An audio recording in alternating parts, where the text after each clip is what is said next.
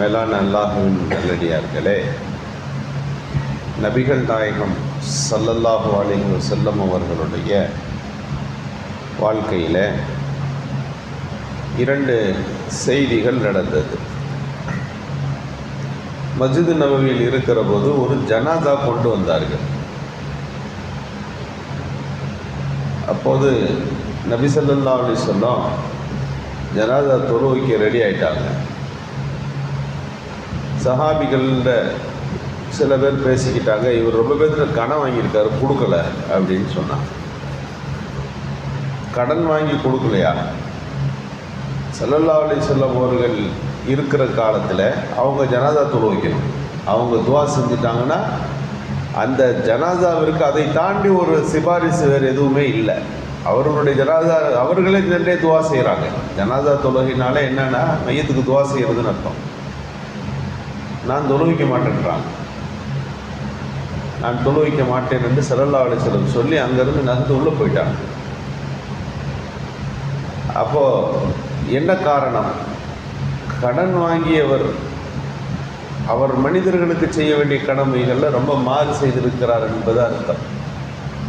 இவருக்கு நான் சிபாரிசு செய்தாலும் அவர் அல்லாஹுடைய தர்பாரில் இதற்கு கேள்விக்குரியவர்.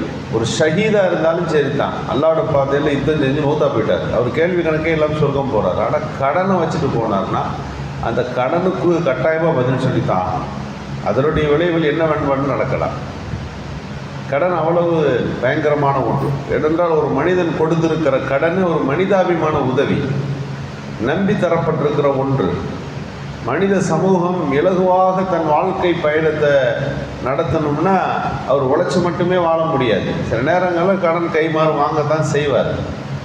அந்த மாதிரியான நிர்பந்தத்துக்கு அவர் வாங்கி அவருடைய சூழ்நிலையை சரி பண்ணிவிட்டு உடனடியாக அந்த கடனை திருப்பி கொடுப்பார். அப்படி கொடுத்தா தான் உலக வாழ்க்கையில் மனித வாழ்வினுடைய அமைப்பு போயிட்டு இருக்கும். ஆனால் வாங்கினவர் கொடுக்க மாட்டான் பண்ணார், செய்யவில்லை, கொடுக்கவில்லை என்று சொன்னால் மக்களுக்கு ஒரு செய்தி பரவ ஆரம்பிக்கும். கடன் கட்டால் கொடுக்கக்கூடாது, கடன் அன்பை குறிக்கும், என்ன வேணால் கேளுங்க, கடன் மட்டும் கேட்காதீங்க எல்லாம் சொல்லுகிறார்கள் அல்லவா. என்றால் கடன் கொடுத்துட்டா அவருக்கு வாங்கினவருக்கு கொடுக்க ஞாபகமே வர்றது கிடையாது. கடன் என்றாலே என்னன்னு கேட்டால் திருப்பி கொடுக்காத ஒரு பொருளுக்கான பேர். இதெல்லாம் இன்றைக்கி இருக்கக்கூடிய வார்த்தையாடல். இதை ஸல்லல்லாஹு அலைஹி வஸல்லம் எச்சரிக்கிறார்கள். இப்படி எல்லாரும் செய்ய ஆரம்பிச்சிங்கன்னா தேவை உள்ளவர்கள் மிகப்பெரிய நிர்பந்தத்துக்கு உள்ளாவார்கள். கடன் கிடைக்கலன்னா என்ன, எங்கே போவார்கள்? இங்கே சமுதாயம் இப்போது எங்கே போகிறது? வட்டிக்கு போவாங்க. வட்டியை தடை செய்கிற மார்க்கம், வட்டியை ஹராமுன்னு சொல்லுகிற மார்க்கம், வட்டிக்கு அவ்வளோ பெரிய தண்டனை இருக்கிறது என்று சொல்லுகிற மார்க்கம் ஒன்னொன்னையும் சொல்லுது. தர்மம் கொடுக்கறது சிறந்ததா, கடன் கொடுக்கறது சிறந்ததா? கடன் கொடுத்தா 18 நன்மை, 18 வகையான நன்மை. சதக்கா கொடுக்கறத விட, சதக்கா கொடுக்குறோமே அதை விட கடன் சிறந்ததுன்னு இஸ்லாம் சொல்லுகிறது.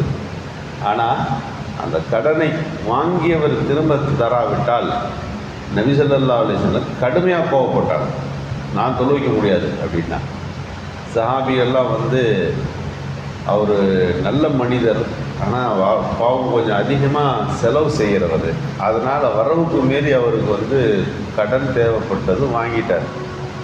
அப்படின்னா ஸல்லல்லாஹு அலைஹி வஸல்லம் கேட்டாங்க, அதை அடைக்கிற மாதிரி அவருக்கு பிள்ளைங்க இருக்காங்களா என்று கேட்டார்கள். இல்லை, அதெல்லாம் அவருக்கு ஒரு கார்டியன் மாதிரி ஏற்றுக்கிற ஆள் கிடையாது.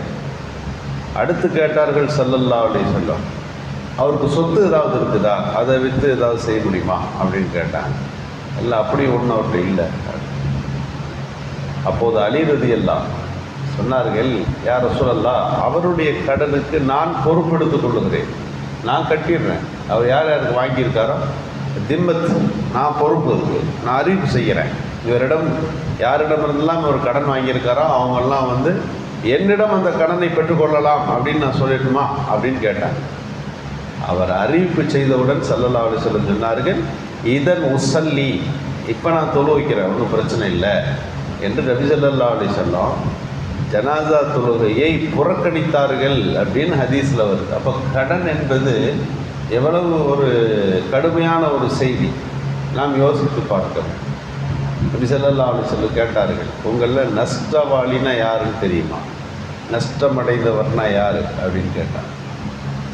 அப்போது சஹாபிகள்லாம் சொன்னாங்க, ஒரு நல்ல ஒரு ப்ராப்பர்ட்டி, ஒரு நல்ல செல்வாக்கோடு வாழ்ந்தவர் திடீர்னு வியாபாரம் முடித்து பொருளாதாரத்தில் ஏதாவது ஆகி அவரை சாதாரண மனிதராக அன்றாட வாழ்க்கைக்கே கஷ்டப்பட்டார்னா அவரை பார்த்து நாங்கள்லாம் நஷ்டவாளின்னு சொல்லுவோம்.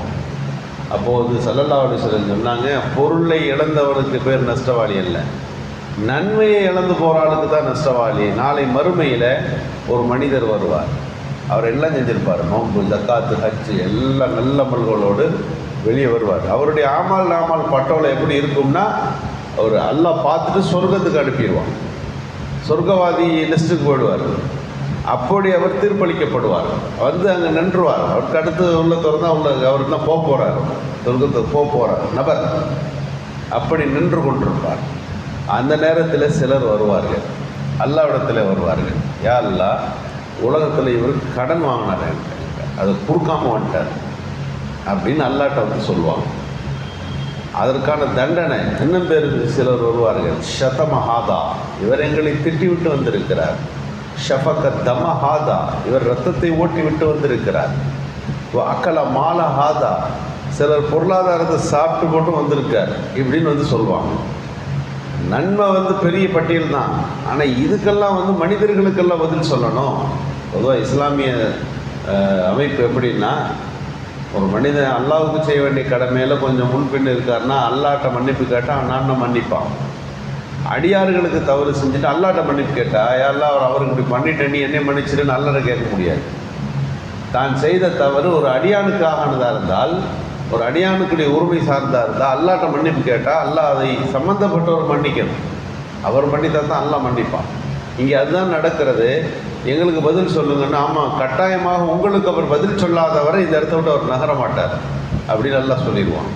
இப்போ என்ன செய்கிறது அப்படின்னா, அவருடைய நன்மைகளை என்ன வாங்கி தர்றது? உலகத்தில் பொருளாதாரம் வாங்கி தரலாம், அங்கே என்ன வாங்கி தருவது? அவரிடம் இருந்த நன்மைகளை எல்லாம் வாங்கி எல்லாருக்கும் கொடுத்துருவான்ல. அவருடைய பட்டோலை ஃபுல்லாக காலி ஆகிடும். சொர்க்கத்துக்கு போக வேண்டியவர் இப்போ சொர்க்கம் போக முடியாமல் பெண்டிங்கில் கிடப்பார்.